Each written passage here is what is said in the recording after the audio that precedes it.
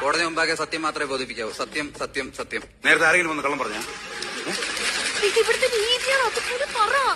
സത്യം സത്യം സത്യം. താങ്കളുടെ പേരെന്താണ്? അതൊരു ചോദ്യം. നിങ്ങൾ ഇന്നലെ ഫീസ് ചോദിച്ച സമയത്ത് പറഞ്ഞു മംഗളഭാവന് 10,000 രൂപ വേണമെന്ന് പറഞ്ഞു. ഞാൻ തരാമെന്ന് പറഞ്ഞു. ഭാര്യയും ഭർത്താവും കൂടെയാണ് ബാധിക്കുന്നത് പറഞ്ഞു. അത് ഞാൻ സംഭവിച്ചു. പിന്നെ പറഞ്ഞു മംഗളഭാവന് തോക്കാണെങ്കിൽ 10,000 തരാൻ പറ്റുമോ പറഞ്ഞു. ഇത് ഇവിടുത്തെ രീതിയാണ്. പേര് പറ. താങ്കളുടെ പേരെന്താണ്? മംഗളഭാനു. മിസ്റ്റർ മംഗളഭാനു, ഈ നിൽക്കുന്ന സ്ത്രീയെ പരിചയമുണ്ടോ? ഏത്? ഇത് ഇല്ല.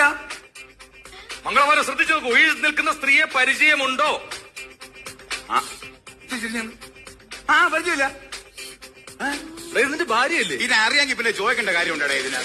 എന്റെ മംഗളഭാനു, ഇത് കോടതിയുടെ രീതികളാണ്. ഉള്ളത് പറ. അറിയാം. ആക്ച്വലി എന്താണ് നിങ്ങൾ തമ്മിലുള്ള ആഴ്ചയിലല്ല പ്രശ്നം, ഡെയിലി പ്രശ്നമാണ്. കല്യാണം കഴിച്ചതിന് ശേഷം ഡെയിലി പ്രശ്നം. എന്റെ ജഡേജ് നിങ്ങൾ മനസ്സിലാക്കി. അത് പിന്നെ